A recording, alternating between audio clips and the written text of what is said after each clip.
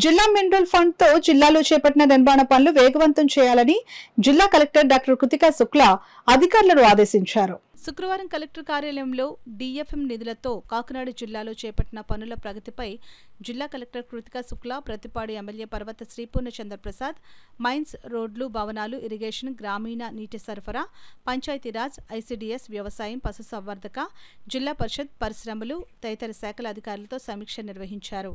ఈ సందర్భంగా కలెక్టర్ మాట్లాడుతూ జిల్లాలో మైనింగ్ ప్రభావిత ప్రాంతాల్లో డిఎఫ్ఎం నిధులతో 281 పనులను 43,955 కోట్లతో మంజూరు చేయడం జరిగిందని అన్నారు.